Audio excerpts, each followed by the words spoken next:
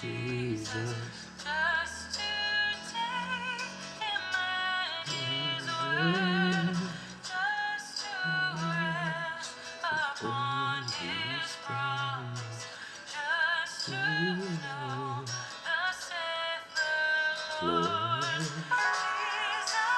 Jesus, how I trust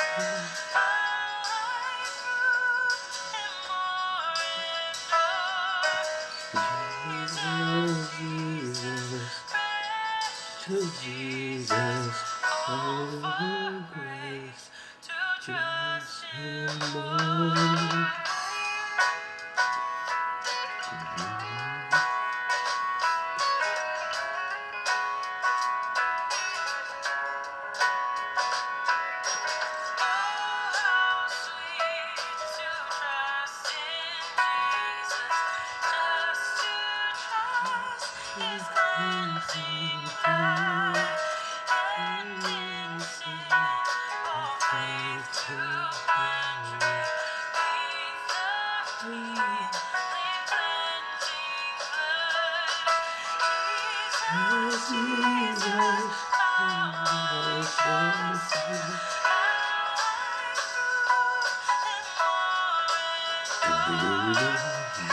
Jesus, Jesus, precious Jesus, for grace to trust Him more.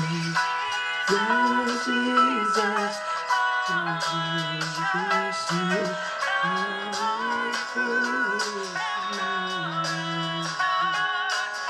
Jesus, Jesus, Jesus, precious Jesus, for grace to trust Him more.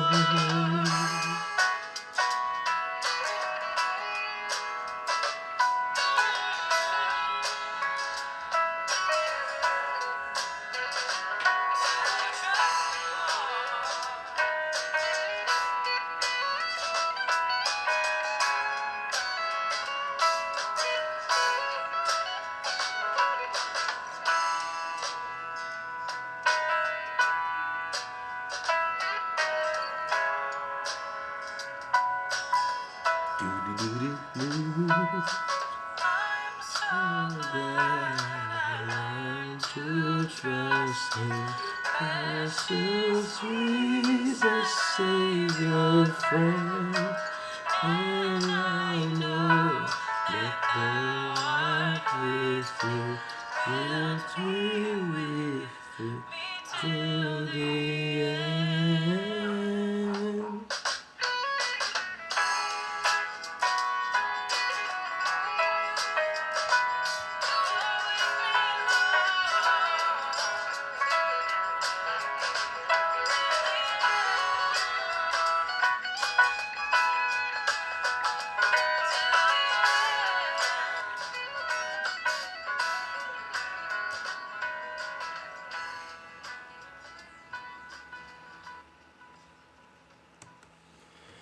Bom dia, bom dia, bom dia! Como está seu coração? Tudo em paz? Já orou? Já leu a Bíblia hoje? Hoje eu acordei pensando no bom pastor, ovelhas. Que comparação maravilhosa, né? Jesus poderia usar tantos animais, ele escolheu logo a ovelha para simbolizar e representar quem nós somos e quem ele é. Mas desde a criação, né, tudo foi feito por ele e para ele. Antes de Deus criar os céus e a terra e todas as coisas, ele que é onisciente já pensava na tal da ovelhinha e como isso iria nos ensinar tanto. E que animal interessante, né, de se analisar. Um animal que consegue ver com dificuldade, não tem uma boa audição, não consegue sentir o cheiro muito bem das coisas. E quando a lã fica grande, se ela não for tosqueada e bem cuidada por um bom pastor, certamente ela cai e não consegue levantar, né? As patinhas não conseguem se movimentar porque a lã está grande demais.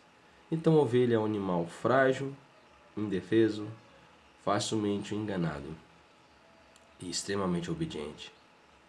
E ela reconhece o pastor pela voz e o segue, porque ela sabe que terá pastos verdejantes e águas tranquilas. Por que águas tranquilas, você me pergunta?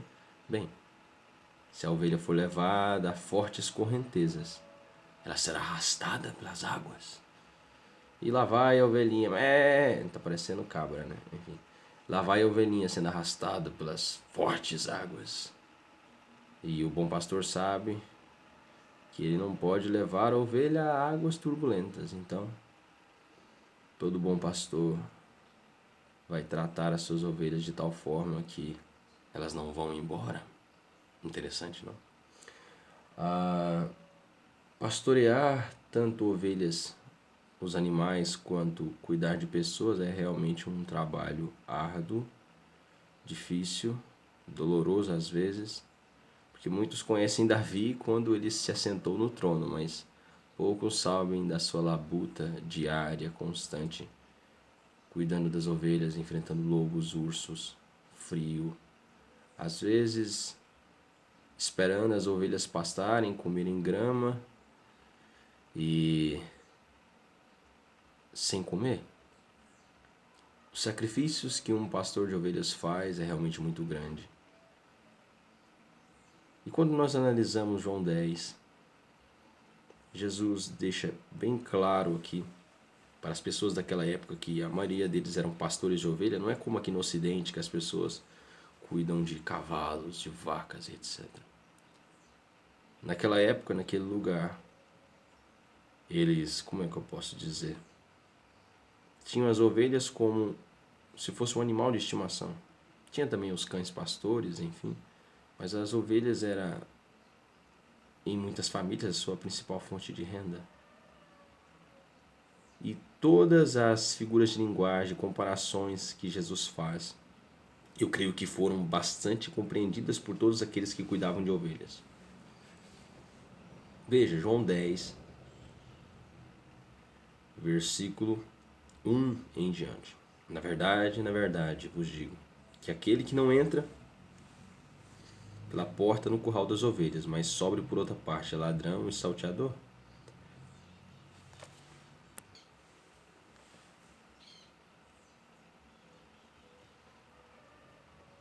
Aquele, porém, que entra pela porta é o pastor das ovelhas. A este o porteiro abre e as ovelhas ouvem a sua voz e chama pelo nome as suas ovelhas e as traz para fora. E quando tira para fora as suas ovelhas, vai adiante delas e as ovelhas o seguem, porque conhecem a sua voz. Mas de modo nenhum seguirão estranho, antes fugirão dele, porque não conhecem a voz dos estranhos. Jesus disse-lhes esta parábola, mas eles não entenderam o que era que lhes dizia. Tornou, pois, Jesus a dizer-lhes: em verdade vos digo que eu sou a porta das ovelhas. Todos quantos vieram antes de mim são ladrões e salteadores, mas as ovelhas não os ouviram. Eu sou a porta, se alguém entrar por mim, salvar-se-á e entrará, e sairá e achará pastagens. O interessante é que o pastor fazia uma espécie de meia-lua, né? Meia-lua de pedras. Colocava uma pedrinha, duas, três, quatro, cinco, colocava um monte de pedras. E ele deitava aqui na porta e colocava as ovelhas aqui dentro. Então qualquer pessoa que viesse por fora, por outro lado aqui tentar pegar as ovelhas, era ladrão e salteador, ou um lobo. Então ele ficava na porta. Para você ter acesso a alguma ovelha, teria que passar pelo pastor. Então o pastor geralmente ele deitava aqui, enchia de pedras, fazendo uma espécie de U ou meia-lua, cheia de pedras. Então ele deitava aqui. Quando Jesus disse: eu sou a porta, quem cuidava de ovelhas entendeu perfeitamente o que ele queria dizer. Então Jesus, aqui está a arca, né? O dilúvio está aqui fora, o mundo de pecados amaldiçoado debaixo da ira de Deus. Então Cristo está aqui, na porta do céu. Para você entrar, se tornar ovelha de Cristo, você tem que passar por Ele. Pelo seu evangelho, o sermão da montanha, as suas palavras. Crer nele, confiar nele, pegar a sua cruz, morrer, segui-lo, negar a si mesmo. E passar pela porta. Então quando você passa pela porta, por Cristo, o caminho, a verdade e a vida, o único e suficiente Salvador, Quando você vai até Ele e deixa o seu fardo, vinde a mim todos que estão cansados e oprimidos, e vos darei descanso para vossas almas. Quando você vai até Ele, o bom pastor, você passa por Ele pela porta, não ignora nenhum de seus ensinamentos, o ama, vive para Ele, para a sua glória, abandona todos os seus pecados, abandona amigos, emprego, facilidades, o mundo, a família, tudo. Quando você ama Ele mais do que todas as coisas, você entra para o seu aprisco, se torna sua ovelha. E ninguém pode mais te tirar das mãos do bom pastor. É isso que Jesus estava dizendo. Eu sou a porta, ou seja, o bom pastor deita aqui na entrada do aprisco. E somente passando por ele que alguém pode tocar nas suas ovelhinhas. Essa é a segurança do cristão. De nenhuma forma um lobo consegue pular essas pedras ou alguém consegue passar por aqui. Somente passando pelo pastor para tocar nas suas ovelhas. Versículo 10. O ladrão não vem senão a roubar, a matar e a destruir. Eu vim para que tenham vida e tenham com abundância. Muitas pessoas interpretam esse versículo aqui como sendo o diabo, né? O ladrão vem senão para roubar, matar e destruir. Eu creio que o contexto aqui é bem claro, né? Está falando de falsos mestres, dos fariseus daquela época, dos falsos profetas dos dias de hoje, que aparentemente parecem ser pastores, mas na verdade são aquilo que está lá em Filipenses, né? Não sei se você recorda.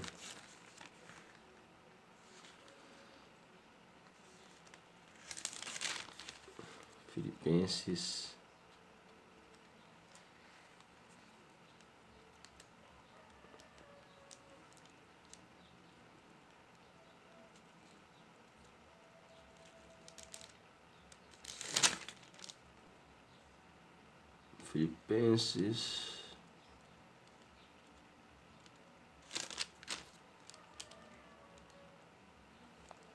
Aqui. Capítulo 3. Esse aqui que eu estava procurando. Filipenses capítulo 3, versículo 2. Guardai-vos dos cães, guardai-vos dos maus obreiros, guardai-vos da circuncisão. Eu creio que esses aqui são os ladrões que Jesus falava de João 10. Aquele que vem para roubar, matar e destruir. O interessante é que Paulo, ele deixa bem claro aqui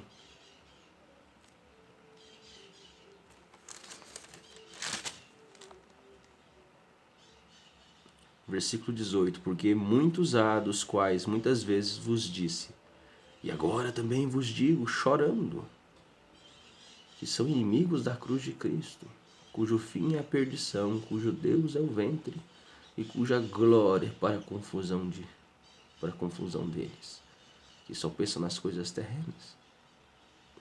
O versículo 18 e 19, versículo 18 e 19 de Filipenses capítulo 3 deixa bem claro, porque muitos dos quais muitas vezes vos disse, e agora também vos digo, chorando, que são inimigos da cruz de Cristo. Está aqui o que Jesus falava lá em João 10, cujo fim é a perdição, cujo Deus é o ventre.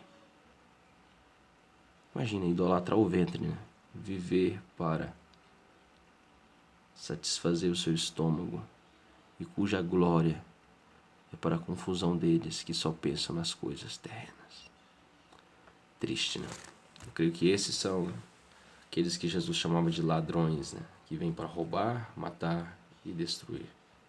E não é uma referência ao diabo, como muitos dizem. Versículo 11. Eu sou o bom pastor dá a vida pelas ovelhas. Uma marca de um verdadeiro pastor, sacrifício. Se ele não sofre, se ele não sente dor, se ele não se doa, tempo, recursos, inteligência, sentimentos, eu creio que ele não é um pastor verdadeiro. O pastor, ele não só dá o seu tempo, a sua reputação, a sua pessoa, para cuidar das ovelhas, mas ele, se preciso for, morre para protegê-las. É esse tipo de amor que Cristo tem pelos seus discípulos, suas ovelhas, e que nós também devemos imitá-lo como membros do corpo de Cristo.